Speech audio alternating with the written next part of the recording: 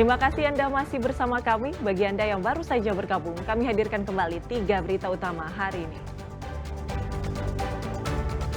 Mulutmu harimaumu, gegara sakit hati seorang pria di Subang membunuh temannya sendiri usai dihina miskin.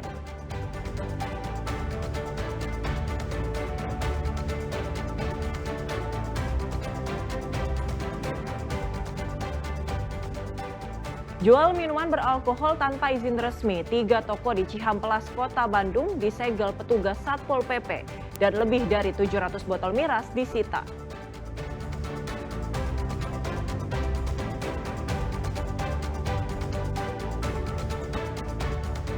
Dinyatakan menang pemungutan suara ulang oleh Mahkamah Konstitusi.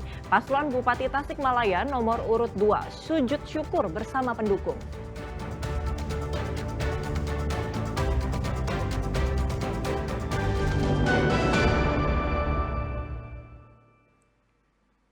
Petugas gabungan Satpol PP dan TNI Polri menggerebek toko minuman beralkohol tak berizin di kawasan Cihampelas, Kota Bandung.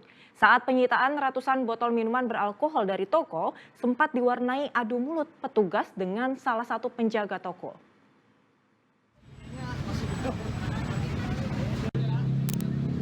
Salah satu penjaga toko minuman beralkohol di kawasan Jalan Cihampelas, Kota Bandung awalnya sempat menolak untuk membukakan pintu saat petugas gabungan Satpol PP dan TNI Polri datang untuk memeriksa kelengkapan dokumen izin penjualan minuman beralkohol di toko tersebut. Petugas sempat menunggu hampir 1 jam untuk bisa masuk. Saat diperiksa, penjaga toko tidak bisa menunjukkan dokumen izin resmi penjualan minuman alkohol. Kita dapati di sini mereka menunjukkan izin, tetapi izinnya tidak bersesuaian dengan pertama lokasi, ya. Kedua jenis, ada subdistributor, tapi ternyata mereka mengecerkan. Ada izin eceran, lokasinya bukan di sini. Jadi ini ya patut diduga ini izinnya, mohon maaf, ini tidak sesuai dengan ketentuan. Petugas pun akhirnya menyita seluruh minuman beralkohol yang dijual di toko tersebut. Dalam razia kali ini, sedikitnya ada 3 toko yang menjual berbagai jenis minuman beralkohol tanpa mengantongi izin resmi. Dari ketiga toko tersebut, disita lebih dari 700 botol minuman beralkohol yang kemudian diangkut ke Mako Satpol PP sebagai barang bukti. Razia digelar menindaklanjuti banyaknya laporan masyarakat yang merasa resah dengan keberadaan toko penjualan minuman beralkohol tak berizin yang secara terang-terangan buka. Selain mengamankan barang bukti, petugas juga menyegel 3 toko tersebut. Muhammad Rizal melaporkan dari Kota Bandung.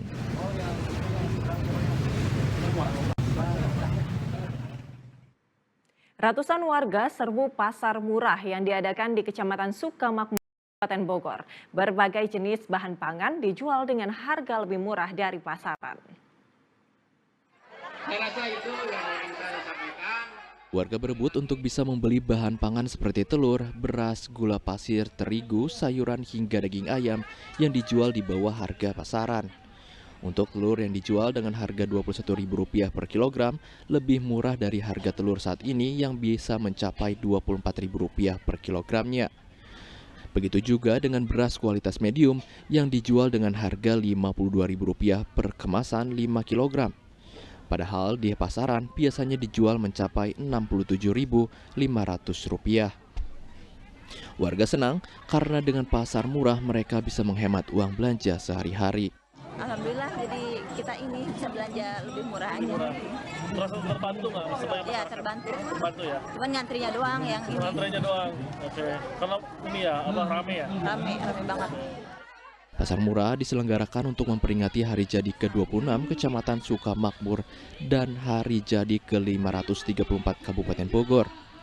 Selain mengadakan pasar murah, dilakukan juga bakti sosial santunan anak yatim serta bantuan sosial lainnya kepada warga kurang mampu. Kita juga ingin membantu ke anak yatim, santunan yatim, dan pemberian wakaf Al-Quran ya untuk Taman Kanak-Kanak Al-Quran. Kemudian ada kegiatan yang bersifat kesehatan ya, itu cek kesehatan gratis, kemudian donor darah dan juga pemeriksaan katarak. Diharapkan pasar murah bisa menstabilkan harga bahan pangan yang cukup tinggi saat ini. Asep Solihin melaporkan dari Kabupaten Bogor. Harga sejumlah kebutuhan pangan di Pasar Karawang mengalami lonjakan. Kenaikan harga bahkan mencapai 100%. Untuk tomat, akibat pasokan berkurang dan pengaruh cuaca buruk.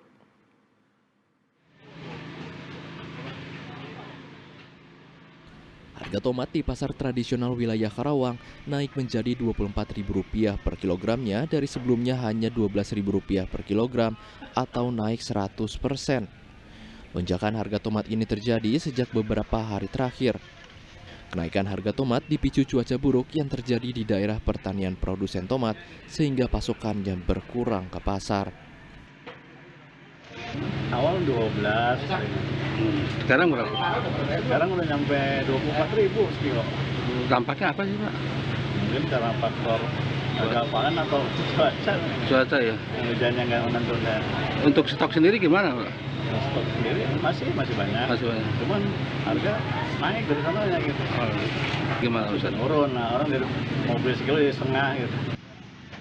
Pasokannya mulai menipis akibat cuaca buruk dan gagal panen jadi pemicu naiknya harga tomat di pasaran. Aklim melaporkan dari Karawang. Putusan Mahkamah Konstitusi mengesahkan kemenangan pasangan nomor urut 2 pada pemungutan suara ulang Pilkada Bupati Kabupaten Tasikmalaya. Paslon pemenang Pilkada pun menyambutnya dengan sujud bersama para pendukung.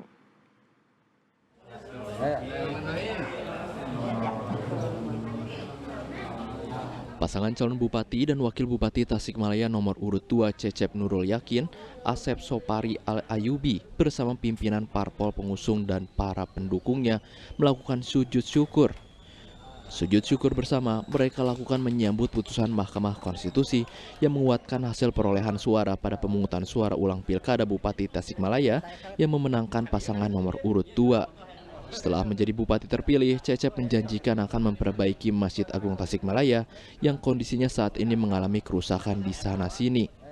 Ia juga berjanji akan menerapkan jam kerja dengan pertimbangan waktu beribadah, sehingga saat waktu beribadah tidak ada lagi PNS yang bekerja. Konsekuensinya, jam masuk kerja pun menjadi lebih pagi, yaitu mulai pukul 7.15 dari jam masuk sebelumnya pukul 7.45. Saya diamanatkan 1 kali 24 jam harus merapihkan masjid.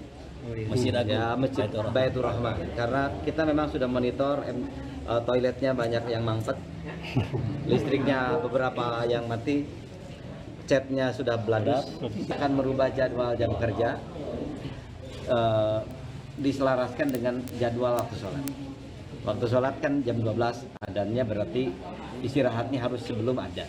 Berarti kalau kemarin masuknya jam 7.45, istirahat jam 12, berarti nanti saya harus mundur tuh 30 menit. Berarti jam 7.15 baru bisa masuk.